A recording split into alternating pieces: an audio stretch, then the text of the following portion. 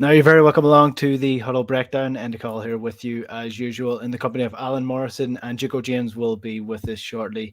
And we're a little disappointed on the podcast this week because despite winning the game 3-2, despite scoring more goals than Rangers, despite actually getting the 3 points and going 12 points ahead on the table, Celtic lost that game, Alan Morrison, didn't they? Celtic lost against Rangers this weekend. It feels like it.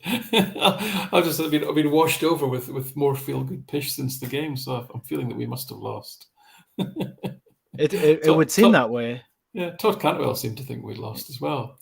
I was surprised that he was commenting because I didn't think he played on Saturday, but I might be wrong. Yeah, well, I mean, according to Todd Cantwell, according to Kenny Miller, who is once again declaring that a Rangers manager has got the key to breaking down Jan Postecoglou's tactical mind, and according to most of the media, actually, that Rangers put it up to Celtic, so that means that they get the points. Celtic were rattled, no less an authority than Barry Ferguson said it today in the record that Celtic were rattled. I like this being rattled. Can we be rattled every week, please? Look, all joking aside, it was a win for Celtic, 3-2 at the weekend, and Celtic are essentially champions of the league for the second year running under Ange Postecoglou. And there's no point in us sitting here and pretending that this was a flawless performance and Celtic were incredible and blew Rangers away. They didn't do that. You were hoping for a controlled performance, sort of a domination without actually, hammering them, a domination in the form of just sheer control. It was quite the opposite of that, to put it mildly. I'm not sure it was the opposite, to be fair, but I wouldn't say I got what I wanted, but then I think in retrospect and hindsight, I was probably being a little bit naive, maybe even, just focusing on performance really above everything else was a little naive. I mean, as somebody, I think Chris Smith said to me on Twitter just before I joined the show was, Ange seemed quite happy after the game. And, that I'd take my cue from that really because, he as I've said many times, he doesn't sort of leave his emotions to much guesswork really. And he seemed pretty content with the way that the day had gone. I'm sure he had, I think he had a few little comments about things that could have gone better and things they could have done better. But I think he really was thinking about the result and thinking about what that meant in terms of the season, and that was that. As a professional football manager, that makes absolutely perfect sense, and I can't really argue with that. So yeah, listen, we'll pick over the bones of the performance because that's what we do. But I'm not going to argue with Ange in terms of his level of being pleased with how it panned out. Yeah, well, it's only the odd game that our group chat, in terms of me, you, and James, is active during football matches or during Celtic matches because we're just concentrating on the game. But it was quite active at halftime and at full time, and all three of us sort of had different reactions. I was delighted with that because in a way that, in almost a different way that you meant it in terms of the control and what that would mean, and if Celtic went out and just completely bossed that game, what that would do for Rangers' confidence in the semi-final in the Cup. I actually think that this has the same effect as that might have had because Celtic, again, sort of like the flu game, didn't play well. They weren't the better team for some parts of the games. Rangers did have a good couple of chances or did threaten Celtic at least. And Celtic were sloppy for a large part of the game, especially in midfield and especially Aaron Moy, who we'll touch on. And they still won. Mm-hmm. They still won the game. And now that's 3 games out of 4 that Celtic have not played their best football and still not lost to this Rangers team. And I think that gives them a real psychological edge going into the semi-final in a way that a similar performance, that a controlled performance would have done. Yeah, and I think, we can probably unpick the Rangers' performance as well in terms of what did they try, what was different, how does that encourage them or discourage them for the semi-final especially. But I was one of the reasons that I don't often comment on Twitter or even on WhatsApp groups during a game is because I I just know that when I look back and watch the game with a clear head and the emotion taken out of it and analyse it properly, I'll come up with a completely different set of views, and so I'll just end up making myself look even more stupid than I already do. So that's mainly the reason why I don't tend to publicly say too much during games. And I kind of got caught up in it this time and was very much focusing on Celtic, focusing on the fact that it looked like we were giving the ball away a lot, looked like we didn't have that control, looked like we were very sloppy, etc. But then, of course, you watch the game back, and then you watch both sides a bit more closely in what they're trying to do, and you realise that they were even worse than Celtic, in that sense, considerably worse. I mean, it was very much, to me, like a game that you might expect to see in the Bundesliga, where you've got two sort of hyper-pressing teams really sort of going high against each other. And sometimes that can lead to thrilling football because there's lots of transitions and lots of chances on the break, which tend to be quite, high value in that sense. But also, what can also happen is the game can just become a bit of a mess. It's just a constant series of turnovers with nothing. It's just a bit of a. It just looks really bad. It's just like a high-speed version of a kids game, really, where the ball's just constantly being turned over by other team. And the first half, especially, I think was very much like that. I'm not sure that this is reflected in the data, but from my perspective, it looked as if every time Celtic got the ball, they were trying to do something, and it just wasn't coming off, and it was just that little bit sloppy in the final third. The final pass wasn't making it, or there was a loose touch that didn't quite make it, or took the ball away from the man too far, and suddenly Rangers started pouncing on it. And it seemed like Celtic were actually trying things, whereas I didn't get that impression from watching Rangers that they were creating anything off their own accord, that it was pretty much, if Celtic weren't as sloppy as they were in possession, that Rangers probably wouldn't have gotten anything in this game.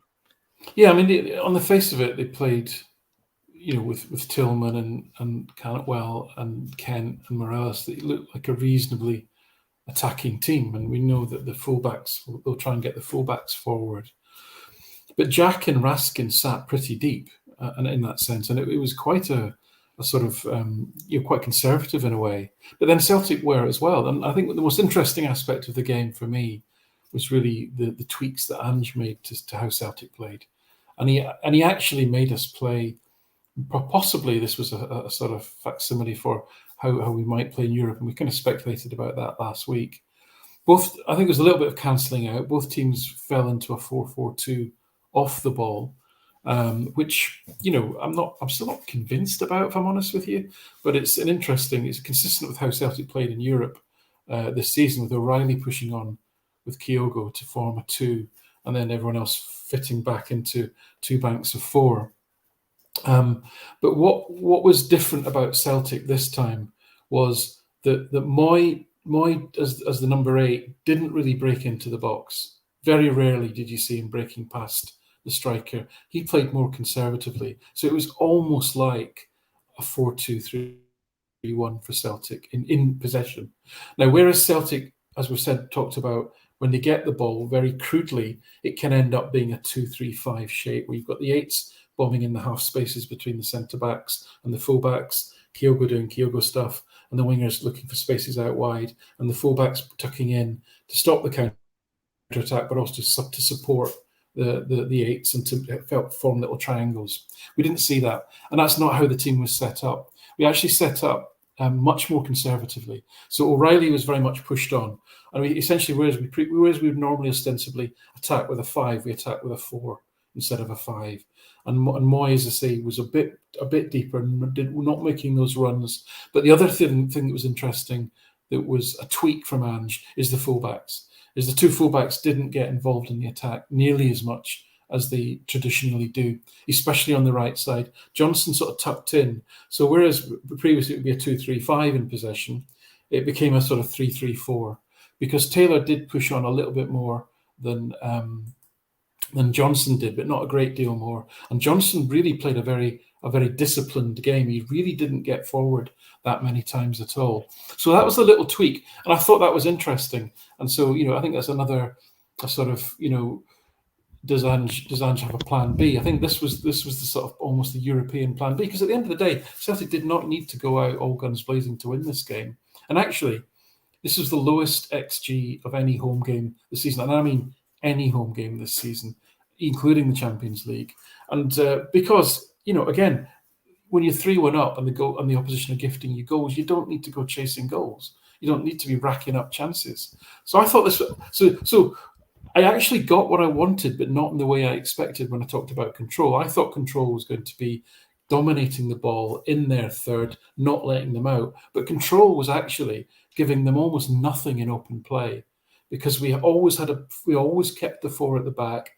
Moy always dropped back very quickly, so we always had that 6 protecting the defence, and it was O'Reilly really that was allowed freedom to go and join the other 3 attackers. So I think that was a significant tweak from Ange, and you've got to say it worked, because I think it worked from a defensive perspective, just because of the number of the lack of ability they had to create open play chances.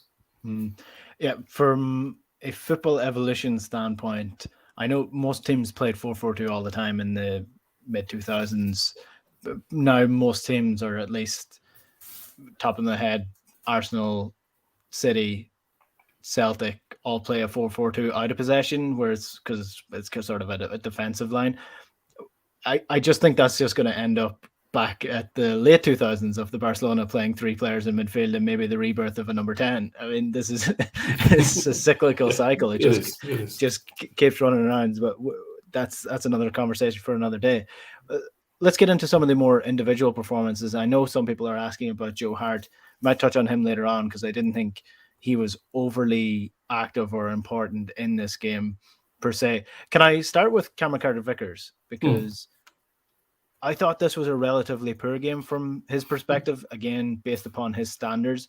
And I actually thought that, having had a really poor game the previous game, the Starfelt was exceptional at times in this, made up for some mistakes in the backline, mispositionings from people in midfield. And I thought when it came to the aerial duels, especially where he struggles, I thought he actually did quite well. Yeah, I mean, Starfelt, I to be fair to him, I had him down as not even contesting any aerial duels. Now, listen, people's definition of what an aerial duel is going to differ, but I had him down by my definition as not contesting any. So Starfelt had a good error-free game, and they did not do what we talked about, what they tried to do at Hampden, which is launch balls onto Celtic's left side. They just didn't do it in this game at all. I mean, I suppose, they had Tillman out, I think, on that side. But, I'd have thought they'd have positioned Morelos out to challenge Starfelt. But Morelos' duels in the air tended to be with Carter-Vickers. So Starfelt really didn't have a lot of defensive involvement. And consequently, he made no mistakes and actually had an error-free and an absolutely, perfectly good, competent afternoon. And it was Carter-Vickers that seemed to have a few wobbles. There was an early mistake, a couple of loose passes, but also the thing that I think caused the most trouble was a couple of times he had time to bring the ball down, and he just rushed his clearance, and that then gave away possession in very difficult circumstances on a couple of occasions, which is unlike him, because he's normally composure personified. Yeah, he did that in the final 5 minutes, where there was a ball coming over the top and he kicked it straight into the center of midfield, where they got the ball and were on the attack immediately. It was very unlike him. Yes, yeah, it was. And what can I say? The human beings, maybe tension and all that sort of thing. But yeah, certainly from him, uncharacteristic performance in a big game, really. We've not seen that before. But thankfully, on the other side, Starfelt was rock steady. So, good partnership, I guess. And they obviously helped each other out in that sense. Alistair Johnson. Mm-hmm. I mean, I think everybody has him down as probably the man of the match, and I would have him down as probably Celtic's man of the match, bar a few mistakes defensively, especially what would have been a goal from Morelos had it not been given as a foul. Firstly, look, it's soft. I think everyone will say it is soft, but if you look at, say, the penalty that Starfelt gave away against Hibs just a week ago, it's the initial pull and then the push. It's the push that does it, and that's why it was given as a foul. Yeah, I mean, you play football now, and my days are gone. But watching football for forever, even grassroots football, my son, my daughter, forever. There's one foul I can guarantee you the referee will always give with no exception. If the referee sees you raise two hands and put them into somebody's back, it's the easiest foul in the world to give. And Kevin Clancy gave it immediately. Now, it was soft. Johnson, of course, he made the most of it. We've seen that. All professional footballers will do that. But it was a simple foul to give. And VAR couldn't overrule it because there was no clear and obvious error made by Clancy. They couldn't sort of say, "Oh, Kev, we think, are you sure it was enough of a push?" They can see the two hands in the back, so you have to go, "Well, there's a push there. We can't, not here to judge the strength of it. The referee's 5 yards away and has given it straight away. There's not a clear and obvious error. Therefore, this isn't even a contentious decision." but no, as we all know, this has got nothing to do with the decision. No, I mean, the only other option there is to give a penalty to Morelos. But why? Which is not, it's neither a penalty either. So a referee sees two players in the box, holding on to each other. They always just say, "Right, I'm not going to give anything to either of you. We just play on." Yeah, it's the push. It's the push in the back, and again, like you say, every single level. It's what people get most frustrated by when someone does something. It's always seen as the stupid foul because it was just so simple. Just don't push him in the back. Just with our lads or with our lasses, if they give away a foul for that's one of the few things that I would ever get narky about. Is it on the pitch? Is them doing that because it's just stupid. So now that we've agreed on that, on AJ's performance, what did you make of it? Yeah, so listen, it was clearly eye-catching. I mean, especially in the first half, there was, again, those moments that we all love, the flying into tackles, the being strong, the tracking back, not being intimidated by. Yeah, I think what I love, there's a brilliant piece of defending where I think Kent's on the run and he just guides him out wide and just completely diffuses the situation. Really, really good piece of defending. He led the team for a number of successful challenges. His defensive action success rate was 90%, fantastic. But there were those errors. I mean, that I have no idea what he was thinking. That clearance where he headed the ball straight at Carter Vickers. What was he doing? For a start, heading the ball straight across his own goal, and then to head it into Carter Vickers, and that gave the chance for Morelos, which was, their one sort of big chance from open play, really, that they had in the whole game, and it came from a Celtic mistake. Morelos missed, Kyogo didn't. That's again another big difference between the teams. And then with about 6 minutes to go of normal time, he just gave the ball away to Kent, and they had a 3-on-2. Now again, big difference between the teams is that Kent, Sakala, Morelos are really quite poor last third decision makers, whereas Jota, Kyogo especially are not. And again, it's a big difference between the teams. So the chance didn't come to anything that he coughed up. So those kind of defensive errors sort of colour my judgment when it comes to thinking of the sort of man of the match. Taylor actually just got slightly better passing stats than him. He gave the ball away a lot, Taylor, but he also got the ball forward quite well. But Johnson was not far behind in that regard. As I say, he didn't really get forward into the final third that many times. So listen, I would have had probably Johnson as second, but as far as man of the match is concerned, I would have given it to Kyogo simply because, when it really mattered, he was the one that without hesitation. I mean, what a cold, for someone who smiles all the time, what a cold-hearted assassin he is, So just for his moments to win the game, really. And he was flawless in what he was asked to do, and he did exactly the job he's asked to do. And I mean, if he held his run for half a second more, he would have had a hat-trick in this game as well. So, it's all well and good, the reaction after this game to say that, Rangers should have had a goal, but Celtic also scored an extra goal in this game that was chalked off, and rightly so because it was offside. But it would have been a hat-trick for Kyogo in this game. I mean, also, listen, I do need to defer to the Yorkshire Whistler. He's looking at the incidents from the game, and I'm sure I'll make myself look stupid again if I giving my opinion, then he'll contradict me. But I'm pretty convinced that late on in the game, when what looked very innocuous, actually, Davis challenged O in the box. If you actually see the replay of it, what happens is Davis steps across O, he trips him up, and then gets the ball. That, to me, if the VAR looks at that and sees that looks a pretty clear penalty. But let's see, the Yorkshire Whistle may have a different view. Yeah, we might touch on the referee later on in the podcast because it is actually a topic we need to talk about when we're talking about this game. Just to finish on Alistair Johnson, Celtic, following your style of stats management, they posted a Alistair Johnson stats zone today, 990 minutes played, so they're waiting on that threshold from the 900 minutes, right. like you would. So key passes 13. I don't know what they define as key passes. Passing accuracy 87%, recoveries 56, duels 154, and tackles 20. So, I mean, just from top of the head, he is somebody who likes to get involved in duels, and he is someone that rarely loses them, to be honest. He does. I mean, his defensive action success rate, which is my sort of accumulated, aggregated defensive metric.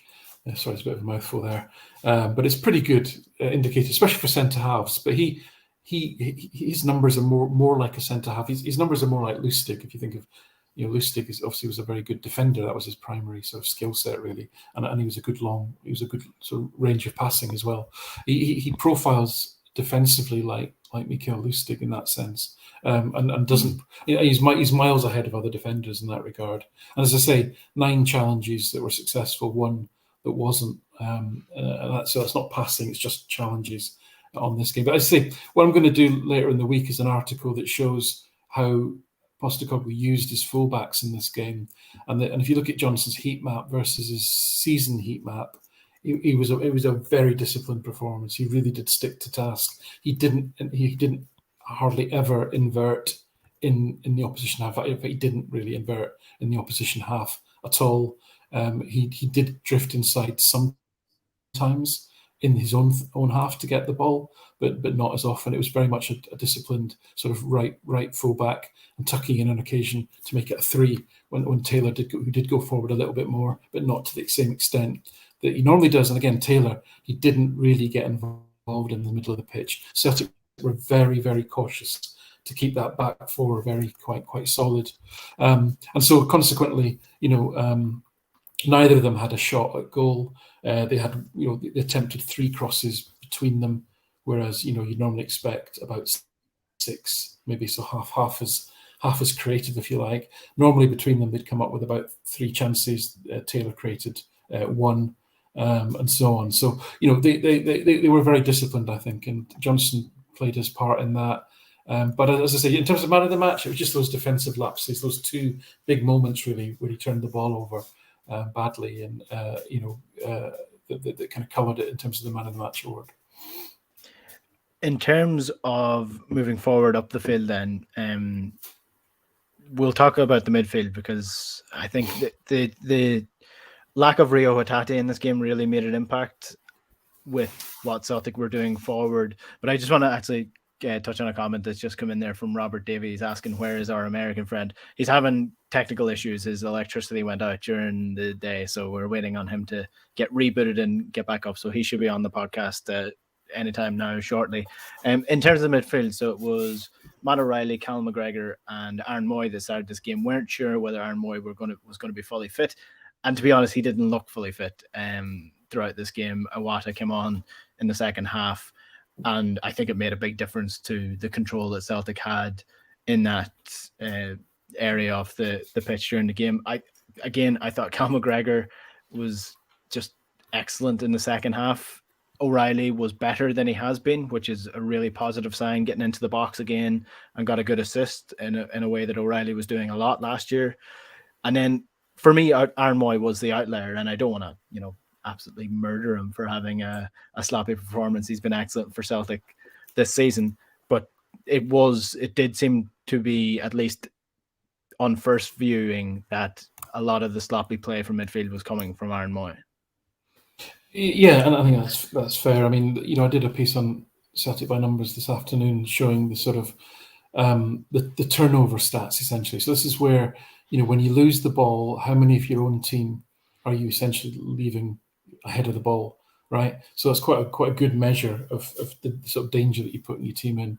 And unfortunately, for Celtic, Moy led that, so he was sort of on -41 as a score. So the score is calculated based on who you're abandoning up the pitch. Is it defenders? Is it midfielders, etc.? And there'll be more points for defender and so forth. So Moy was by far the most the worst offender in that respect. But the reason that another aspect of that, though, was the fact that that's been the narrative that Barry Ferguson and the record was trying to paint, was that the Rangers press was so effective that they forced Celtic into mistakes. Actually, with Moy, it wasn't even that. He wasn't making mistakes under pressure. It was just all over the place. His timing was all over the place. He looked way off it. I mean, he does remind me of his fellow Australian Tom Rogic as being one of those players that I think because he's quite sort of, if I say heavy set, I don't want to be over egg that. He's not a big lad, but he's somebody who I think just takes to get his body, his flexibility, his fluidity, his momentum, his timing really. He's somebody that needs minutes in his legs, and if he misses a few games, it just takes him a wee bit longer. And that certainly seemed to be the case in this game, where he was just way off it in terms of the Moy that we've seen prior to the short injury break that he's had. So yes, Moy had a very difficult time with it, and the numbers absolutely reflect that.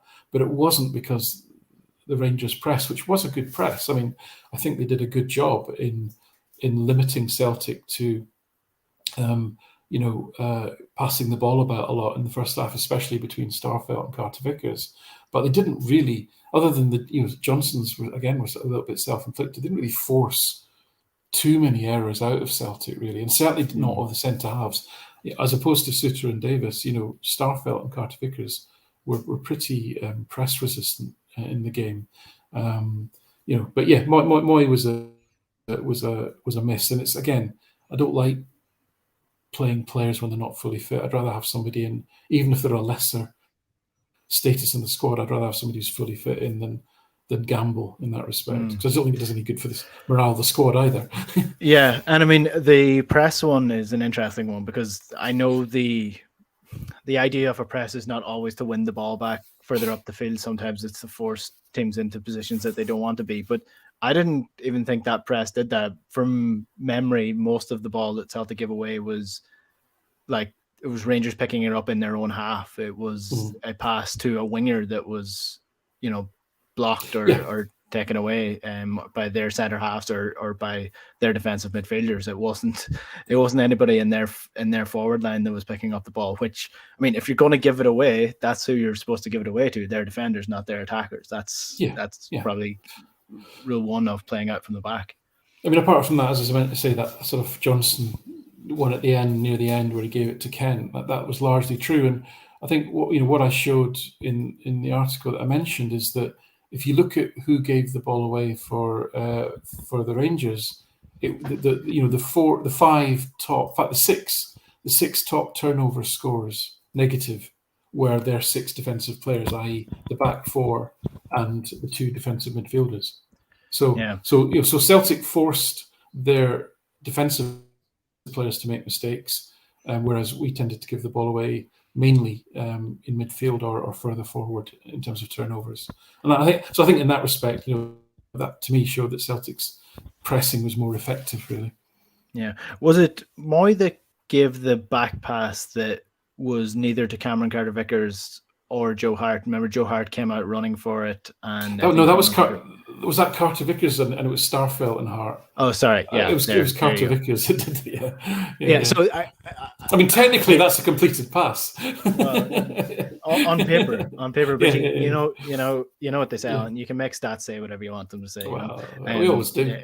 Yeah, exactly. That's what the show is all about. But I guess these are sort of the fine margins and the difference between the sides, because you see what happened when a Rangers player played a blind pass like that, where Celtic had a forward that was good enough, quick enough, and had the quality to finish it off in Jota when he rounded Al McGregor. If they had a striker that's not Morelos and 4 stone overweight, Joe Hart's miles out of his goal there. Starfelt may not make that goal and make that pass, and Rangers could have went 1-0 up there very early on in the game too. Yeah, I mean, the thing I majored on before the game was the gap in quality between, especially the creative players in the two squads, and the fact that Celtic, if they had to bring on Turnbull or Haksabanovic, and I know Abada was injured, but the depth of creative talent and goal threat that Celtic have is just miles deeper than what they have. And we saw that because when their defenders made mistakes, Celtic scored. When we made mistakes, they didn't. And as I say, it was down to decision making. Kent, Sakala, Morelos, especially. Morelos, we know, is a striker that needs quite a few chances to score a goal. We know that Kent, he's got very low creativity stats for given the team he plays for and the role that he plays, sort of free role that he plays. And we know that Sakala is a player that Van Bronckhorst didn't want because he didn't know what he was going to do, and neither did his teammates. So when you've got people like Jota who does make good decisions, Kyogo who's absolutely ruthless, he gets the ball 3 times in a game and scores 2 goals virtually. That is a huge difference, and it's all right to say, if they had Kyogo, they'd have won, but it's not that. It's this range of other attacking players that Celtic have got that if you look at the expected goals, expected assists across the season and last season, Celtic have a depth there of higher, more highly productive players. We didn't see anything from in terms of creativity from Raskin. I think he had maybe 2 pack passes the whole game. Cantwell was essentially an empty shirt in terms of he's a classic Tuesday night at Stoke player. And as I say, Kent, poor decision making. Tillman's great in the box, not so good outside the box, other than sort of falling over. So he just was this gulf really in ability to create things with limited possession. Because I think Celtic, the other thing that that's coming back to Celtic again and their approach is what frustrated me in the first half was the number of times Starfelt turned back inside and passed it back and kept the ball. And it was like my brain was thinking, look, they're pressing quite well. They're gone 4-4-2. They're not man marking, right? Sometimes you just have to trust that if you pass the ball to your teammate under pressure, that they're going to take it in, because that's how good European teams will play. Good players want the ball and they'll take it under pressure. And why are we just not putting any risk at all into the game? But when I watched it back and I realised that we were just set up to be more compact, it struck me that I think it was deliberate. Starfelt didn't play a single pack pass in the whole game, right? That can't be because of he was being marked man to man and being stopped. It's just the way that he must have been asked to play. Now, it did change a little bit in the second half. Carter Vickers did try and go a little bit longer, but it was only him, and it wasn't that often. So I think Celtic played a very conservative game, and this was, I wouldn't say defensive, but this is probably as pragmatic version of Ange Ball as we've probably seen. Yeah, I remember we were speaking to Matt Doherty, who was playing for Wolves at the time, of Atletico Madrid, bizarrely. But yeah, he was playing for Wolves at the time, and João Moutinho, Ruben Neves, they're all playing in midfield. And when we asked him about playing with them and what it's like to play with them, his response was that they absolutely welly the ball at you. And it's up to you to control it. It's not up to them to play the ball softer to you. It's up to you to get your control right and make sure that you're bringing the ball into a correct position. And that's how Celtic play. And that's how teams progress to a higher level. They trust each other to make the right decisions at the right time and have a good touch, even if the ball is, an inch to the right where it should be, and that they should be in the right position. One benefit I do see of Starfelt is that he does have a lot of pace. In that sort of situation, where if it's someone else, Carter Vickers probably still makes it, but I would say defenders of the past, maybe if Christopher Ayer may not have made that, but Starfelt definitely does have that burst of pace to get onto those sort of loose balls. So I think we have our third person here available now, and that is Chico James, the American, the Yank, as he has been called in the comments on YouTube. So, but James, in your defense, somebody did say that once you get used to you do forget that you're a Yank. So that's well, I'm not sure how to take that. Hey guys, apologies. I got power back in my house, and yeah, so that was the delay. Apologies for that. It wasn't another insurrection, was it? No, it wasn't an insurrection. Despite rumors on Twitter, I was not at Kevin Clancy's house picketing his family. We actually haven't spoken about Kevin Clancy. That's yet to come. You'll be delighted to hear. But we've done the midfield, we've done the defense, but I guess we haven't got your opinion on any of it. So we'll get your overarching opinion on the game.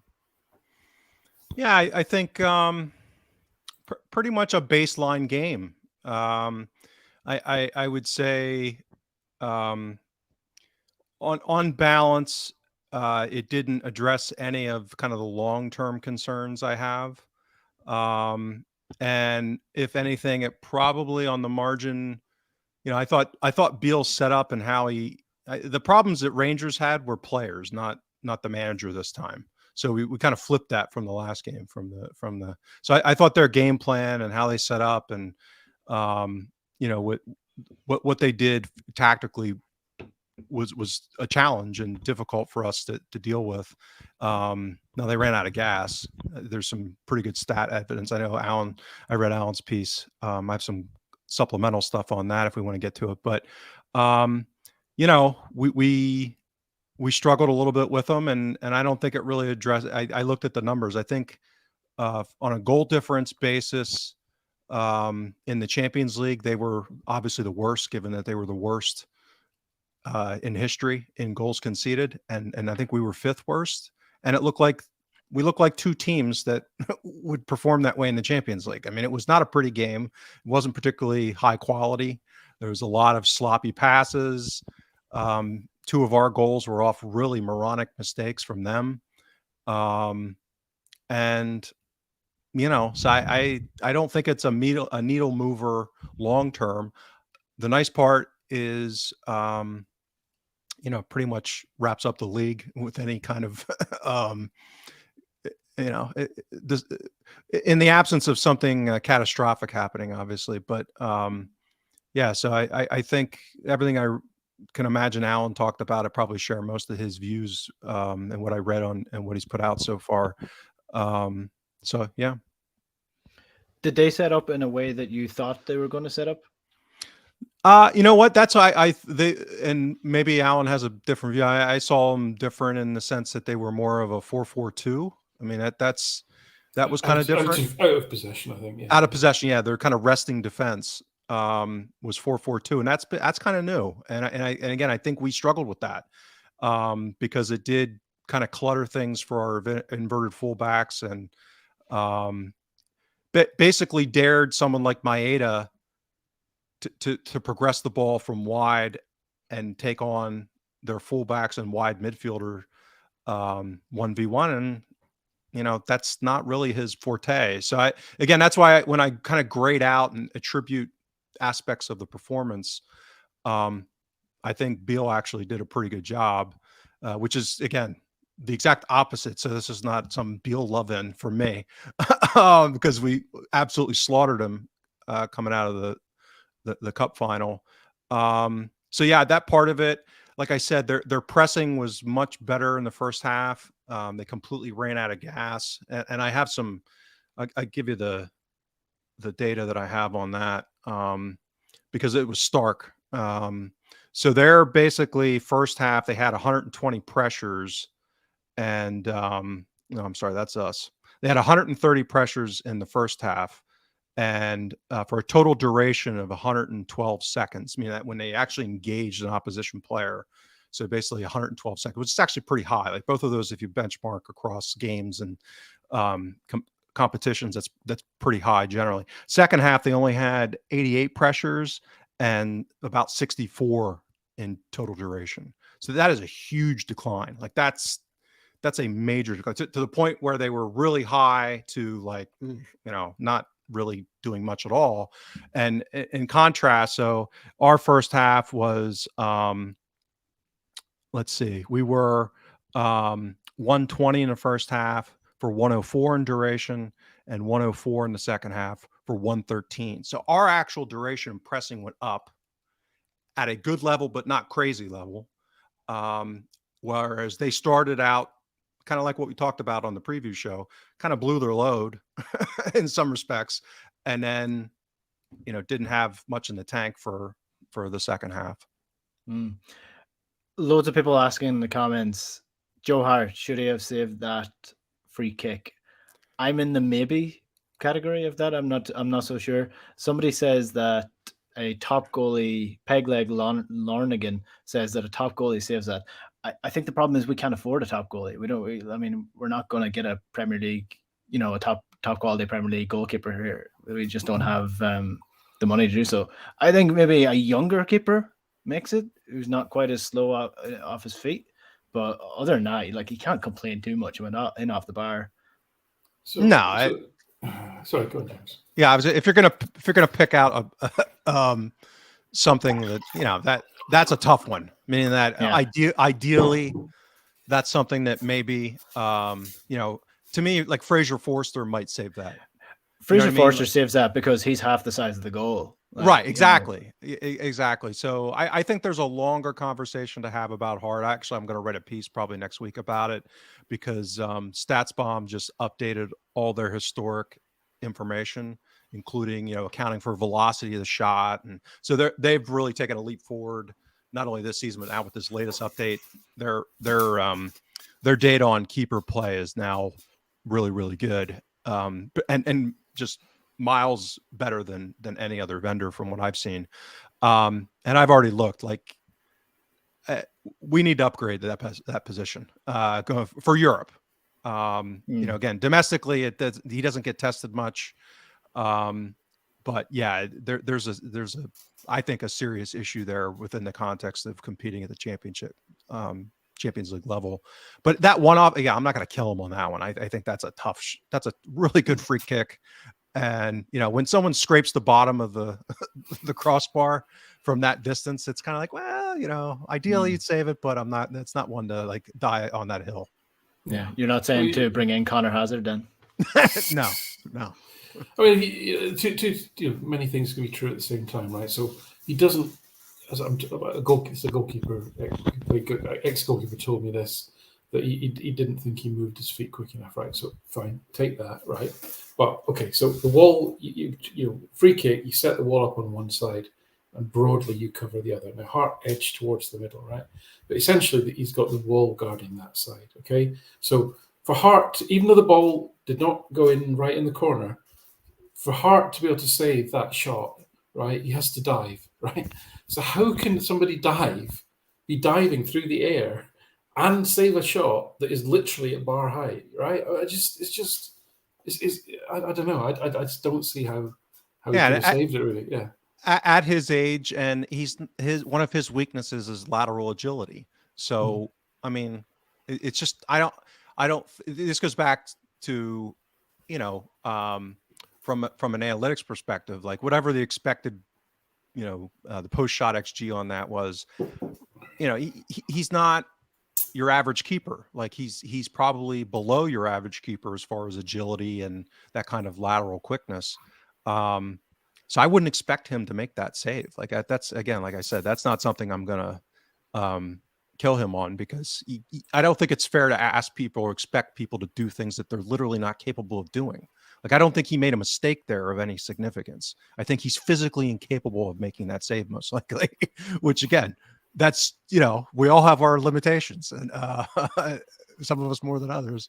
Yeah, and the post shot XG, James, is 0.33 according to StatsBomb's remarkable model, because I did think that their XG interpretation of this game was remarkable. Agreed. I actually agree with. In addition to the Jota chance, I think they were low on that, but yeah. Yeah. Patrick McGowan says that he would go for Dean Henderson. Hasn't really gotten a game at United, or Manchester United, should I say. Dean Henderson's on 150k a week at Manchester United.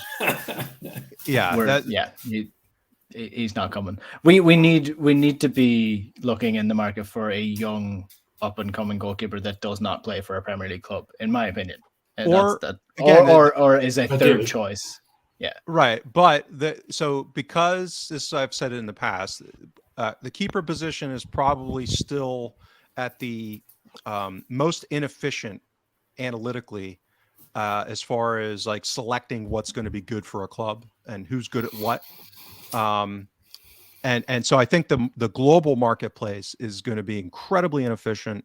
So there's got to be keepers in leagues that, you know, most of us don't watch or pay attention to, in Eastern Europe, South America. Like there's going to be some, you know, needles in the haystack. I would think, just from a conceptual perspective. Now, whether they're going to come to Scotland and all those other things, I mean, those are all obvious issues. But yeah, generally for me, it would be younger, more athletic, you know, nice long wingspan. Those are always nice, but not necessarily the most important thing. Like that's the kind of the point. You can have a keeper that has a lot of the decision making and the lateral quickness that maybe doesn't have the wingspan, right? So there's those kind of things that, again, the higher quality data can help identify. I was going to make a suggestion there, but I'm going to back away from it very quickly. It's just that you mentioned Eastern European. There was a Liverpool Academy goalkeeper who played for St. Patrick's Athletic on loan last year. He was their player of the year, Václav Jaros. He's from Czech Republic. He's 21 years old. He's currently playing for Stockport County in League Two. And now I've seen him. He's huge. He is an absolute monster of a young fella. Very good goalkeeper. But if he's currently playing League Two, maybe he's not at the quality for Celtic. But that's one name that I would throw out as a potential due to my vast knowledge of the Eastern European market. That's the name that I've come out with. The one player who has played in Ireland that I've seen in person. So there we go. That's how high level scouting goes, isn't it? You just see them in one game and that's that. Yes. But I want to talk about Kevin Clancy, James, but just before we finish up, or before we get onto that, because that's a different conversation and a far more serious conversation as well. Anything else from the performance or the game that you'd like to touch on? Yeah, again, from a baseline perspective, I think the fact that our midfield struggled, particularly in the first half, some of that was obviously Moy. And again, when you attribute, like there's one of two things there, and then there's, to a degree, it's on a spectrum. But he was either unfit or he just didn't look great, right? One of those two. And if he was relatively unfit, which again wouldn't be that surprising given he was out for that long, you know, you got to question whether or not he should have been selected. I think that's a reasonable question to ask about Ange. Yeah, and well, that's what Alan was saying before you were on, yeah, that he'd rather not take that risk. Yeah. So he looked like a fish out of water to a degree, and but there again, it's hard to know how unfit he was versus, hey, we just got to see him against younger, faster players for the first time in a little while, that are set up in a way to be more aggressive and press the game, because we just, again, don't face that domestically.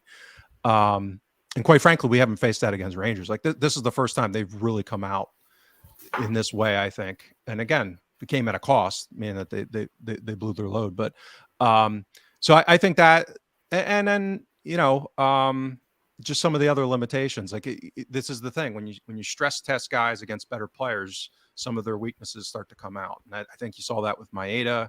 I think you even saw that with Jota in a sense, meaning that, you know, he's not the fastest, quickest guy. And when he starts going up against more athletic players, some of his impactfulness gets diluted a little bit.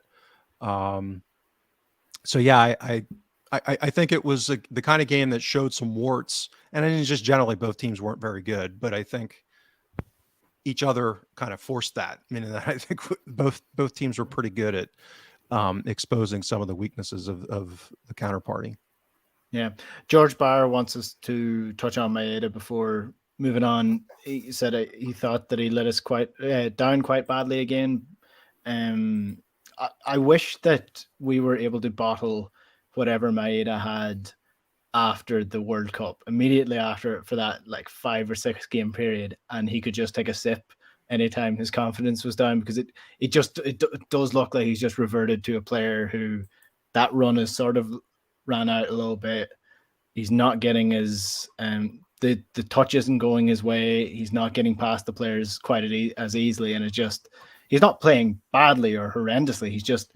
He's set a benchmark for himself, which he now can't get to at the minute. Is the way that I would put it. So what he is doing is he's getting on the ball, right? So he's getting on the end of forward passes to a greater extent than any other Celtic forward.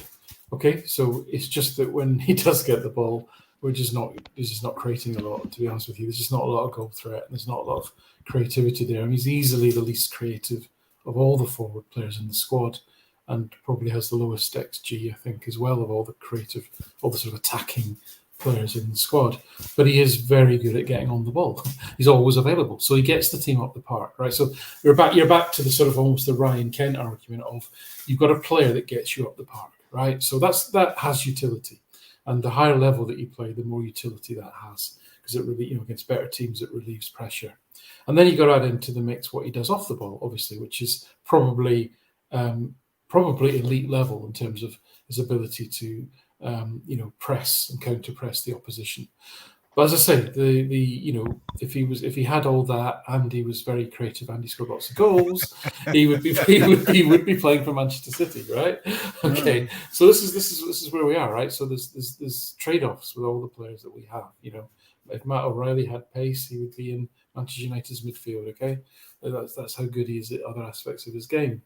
And those are the margins at this highest level. So that's the trade-off. So yes, he has probably. I think he did go through a spell where I don't think he changed his game. I just think he seemed really confident in himself and just seemed to feel like he could express himself and take more risks in his game. I think he's gone a little bit back to, okay, I've got the ball, I've got the team up the pitch, and I'm just going to roll it back to Greg Taylor. And whereas he did go through a spell of saying, right, I'm going to absolutely go for you now, or I'm going to cut in, I'm going to do something.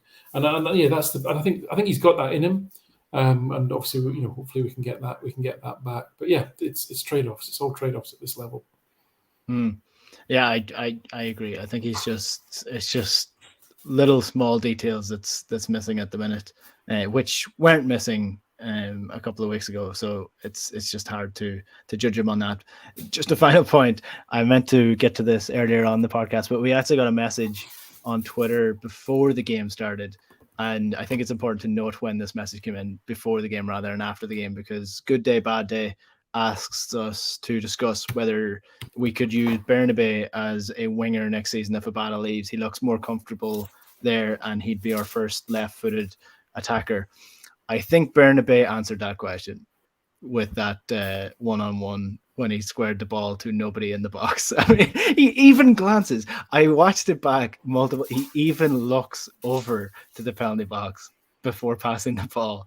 And whatever way the light caught his eye, he thought there was a green shirt there, but there just wasn't. So I don't think he's going to be our next left winger, James. Do you? Yeah. I don't hate the idea of trying it, but certainly so far, it didn't go real well in that very short amount of time. Oh, my head, my hands were in my head for about 5 minutes after. My head was in my hand, sorry, just for about 5 minutes after that. But listen, generally it was a rough day for winger play. Let's put it that way. Both teams were pretty dreadful for a lot of the game. Except for Jota, where you just that moment of quality, that tight finish. I think that's the difference between. That's when you know you've got a really, really good player. Is that he didn't really do much all the full game. Things weren't really coming off for him a lot of the time, but when it really mattered, he was able to finish that ball from that tight angle. And that's where you see the real quality in players. I do love a player that when it really gets to the business end, they're there with the right bollock assist. Love it. Yeah. Right. So some of the female viewers apparently think that he's well hung, and apparently he's got a willy like an arm, because apparently it was his arm that passed the ball to Listen, sorry, it's a family show. I think it was, I can't remember who it was that said about Ronaldo that he's fast, he's good looking, he can finish. and but he wishes that he was hung like a hamster, and then went on to say that his wife's got a hamster and his cock's massive. So this isn't going the way that I think a lot of people expected. So we no, should move on. let's bring it on to more serious matters. In saying that, so after the game, there were a number of people coming out after Kevin Clancy, the referee, because of the Morelos goal in particular.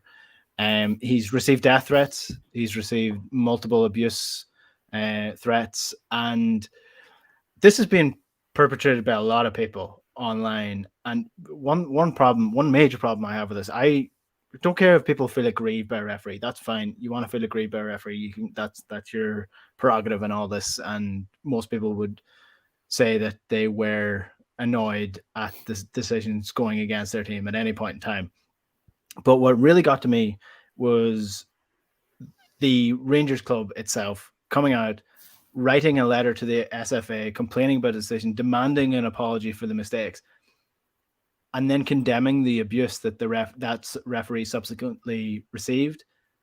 You cannot have your cake and eat it. You cannot be as expectant of the SFA, firstly, to do anything about this, and also not expect that to drive some sort of abuse or some sort of conspiracy amongst your fan group.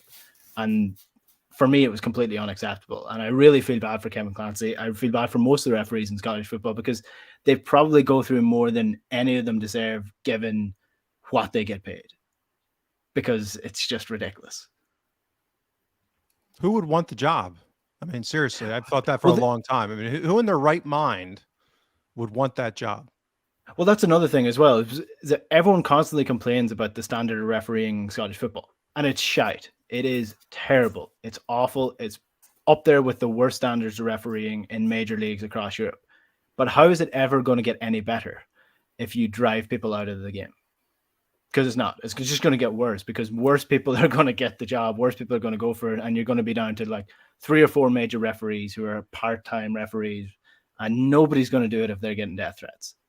Yeah, I mean, to me, it was a classic case of a Rorschach test or a Jackson Pollock painting. I mean, I didn't think that game was refereed in any egregiously better or worse than kind of your standard run-of-the-mill league game. Some of the things broke for, some broke against. I mean, you could make, I think reasonable arguments about a lot of different calls, but I don't think it was like a huge element in the game. Meaning that obviously if they scored that goal, that could be a big fulcrum, in the game. I've looked at that replay in different angles, all different ways. It's like, people could call that, you know what I mean? Like it's not a crazy call one way or the other. People are going to be aggrieved with that call every single time in that environment, because it's just one of those tweeners. There's no, objective way to say one way or the other. So I have incredible empathy for every official in every sport, because it's a thankless job generally. And it's only gotten worse throughout the years. And, that's why generally I'm not that critical of referees, because I think they have in any sport, because it's just such a thankless, difficult job. And most of them don't make that much money, and kind of the aggravation that they deal with, especially on the youth level. And, as you go up through, school athletics and then club athletics, that kind of thing. But, it didn't strike me. I'd be interested in Alan's take. I mean, I didn't, and yours, Enda. It didn't strike me as a game where it was like, holy crap, this ref was terrible. No, you could argue he missed a penalty on like there was a lot of stuff there that you could, with the hindsight, and for him to get personally attacked when, it was VAR checked. So, in the good old days pre-VAR, I could, even though it's abhorrent and disgusting, like at least there would be a little bit of logic to it from the lens of a maniac. But this was actually VAR checked. So, yeah. And if you want to go through every egregious decision, Raskin was sent off for headbutting Cal McGregor twice. I mean, rules of the game. if you're sticking to every single facet of the rules, Raskin sent off. So do you want that to happen? No, you don't. Would Celtic fans feel aggrieved if they lost the game and Raskin didn't get sent off? Yes. Would Celtic have sent a letter demanding an apology from the SFA? I highly doubt it. And you're also talking about the O decision that should have been a penalty, could have been a penalty. For me, the Morelos is clear cut. I mean, it's a push in the back, always given. There's no real complaints. Alan, you've already mentioned it with that as well. So, like, throughout the game, both teams, depending on who lost, could feel aggrieved in some way, shape, or form about the referee's performance. But on an overall basis, it was probably level. I think we're falling into a trap of we're talking about Kevin Clancy. I mean, that's what they want us to do. Okay, so you could say, well, in the second half, the foul count was 14-4. I mean, people were falling all over the place and getting free kicks. Okay, but we've seen this in every game in Scotland.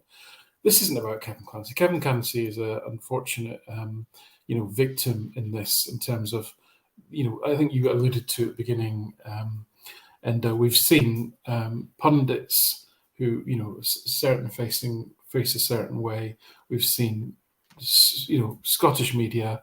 We've seen fan partner media and fan media almost seeming to speak in a single voice on this issue and making a huge deal out of something that, as you and James have both said, 2 hands in the back. It's the easiest free kick in the world. It's really not a contentious decision. You don't like it when it goes against you, but it isn't like, Frank Lampard's shot that goes 5 yards over the line. You know what I mean? We're not anywhere near that ballpark in terms of, what should be any feeling of injustice. This is about deflection. It's about deflection from a team that's lost the league, that's lost the League Cup, and is now, rushed out their accounts into company's house last thing on a Friday night. Classic sort of deflection technique. Who realise they don't have a lot of money to play with to rebuild a massive squad that needs to get their fans on side because they've got to sell season tickets, because if they don't, they really are in massive trouble. And Kevin Clancy is, collateral damage and all of that. It's absolutely disgraceful that is cynical, that is the way that it is. This is a club which, not my decisions, but according to the Yorkshire Whistler, since the moment that Giovanni Van Bronckhorst quite emotionally let his fans know that there wasn't money in the bank, since that time, coincidentally, no relation between these two things, of course, is I've had a string of big calls go their way in the league with nothing really going against them, arguably until this moment across the season. They're well ahead on the expected points table as far as honest mistakes are concerned. This league should have been done weeks ago, right? Celtic should probably be. Celtic couldn't get many more points than what they've got. It's impossible because they've only dropped 5 points, but they should have been dropping more points if it hadn't been for a stream of wrong sendings off in their benefit and wrong penalties, etc. So, this is a team that's had runs of nearly 50 games without a penalty against them, stretching back the last 3 years. Have had very little jeopardy in any game in the last 3 years. In fact, you could argue really only 2 really big calls have gone badly against them. One was Morelos conceded a penalty at Aberdeen, which was probably, I think he was fouled first, and then Lundstrom got sent off at Hibs this season, and that was a harsh decision. Other than those 2, if you go back over the last 3 seasons, that's it. That's it in terms of harsh calls. And so this is a manipulation to basically get their own fans on side. It's a manipulation to avoid scrutiny about the actual performance on the pitch. It's a manipulation to get fans to buy season tickets and to keep the goodwill and amongst their own supporters. But it's also, they don't expect, given what's happened over the last 3 years, and the last few years are significant, right? Because what happened 3 years ago stopped the 10. What happened last season? Champions League money at the end of it. What happened this season? Champions League money at the end of it, okay? That's why I started doing the whole honest mistakes thing, because I knew that the bounty at the end of the season is so valuable in the Scottish context, game-changing if you get into the group stage of the Champions League. That let's look at these decisions and let's have somebody independently assess: are they are mistakes being randomly made, or is there a pattern to them? Right? Very little jeopardy, almost no jeopardy over the last years. So when something is perceived to have gone wrong, as in, Morelos' goal should have stood, it's almost as if the universe doesn't look like it should, and it's almost like, that's not the way it's supposed to be. That's not how. That's not the. This isn't what we signed up for. This is not the way it's supposed to work. So there's a little bit of that as well. But I think it's mainly the deflection, and poor Kevin Clancy is the unwitting victim of what is a highly cynical, highly unprofessional driven campaign. Yeah, and what happened last time after they sent a letter to the SFA? Pretty sure they haven't had a penalty against them since. Yep, they complained about Willie Collum. Willie Collum didn't get one of their games for a long time. And so that's what it's all about. It's about control. That's the other aspect. It's about control. They want to control the local SFA. They're used to having that control. I think that's where we'll... Sorry, rattling on, but it's the same as the Singe and the Glen vodka thing, right? There's no business logic to either of those disputes other than trying to pressurize the SPFL and the SFA on matters and to use leverage. That's what it is. I think if you look at the history of all of this as well, and you can throw in the BBC stuff and you can throw in the away fan stuff, it's all part of the one thing. Like, it's all been perpetrated by the one club. The trend is there. It's clear and obvious to see. The closing down of the season in 1920, and remember the debacle of was it the next 6 weeks? I mean, when we were all locked up listening to some BBC podcasts on them going nuts on how it was done and the investigations, and I mean it was a complete clown show for like 6 weeks there. Yeah, and then the vote and the controversy on the email and whether someone changed their vote, and it was like, you're kidding me. But this is what everybody signed up to in 2012. So you've made your bed, lie in it. Mm-hmm. I think that's where we'll park the podcast for the day. I think we've gotten through everything. Kilmarnock is the game up this weekend. Are we expecting many changes? I mean, I guess you want Aaron Moy to come back into the midfield to get more minutes in his legs. Bernabé potentially come in to replace Greg Taylor to get, give him a bit of a rest. But other than that, I can't envisage too many changes on Celtic side of things. Again, sorry, James, go on. No, I was just going to say I agree. That this is the game. If someone's got any kind of niggling issues or needs a break, you give them the break going onto that abomination of a field. So that anyone that's got a little bit of a tweak, and like someone like Greg Taylor, right? Those kind of players, I think it would make sense to go ahead and give them this game off. We'll see if they do, but it's a good environment. They're going to be very physical, easy to get banged up in a lot of different ways. So I think that, and it just lends itself to kind of a chaotic, long balling barrage game. So. Yeah, I don't expect many changes really. I don't think we're not at the stage where we're going to see lots of kind of movement in that. I think it's one game at a time. We haven't won the league, so we keep going. There's also the fact that we don't have actually that many players to use. Plain and simple, there's number of people who are currently still out injured. So, except for maybe Haksabanovic coming into the forward line, I can't see any change. Maybe O might get a game, a starting game to give a little bit more physicality up front. But other than that, I'm pretty much in the same boat. That's where we'll park the show for this evening. Alan, James, thanks very much as always. Thanks, guys. All right, guys. And thanks to everybody who is watching on YouTube. If you're watching, hit the like button. And if you're not subscribed, hit the subscribe button and you get the podcast every week. And if you want to listen back to the podcast, it's available on iTunes, Spotify, or wherever you get it. We'll be back again next week with a review of the Kilmarnock game. But until then, good luck.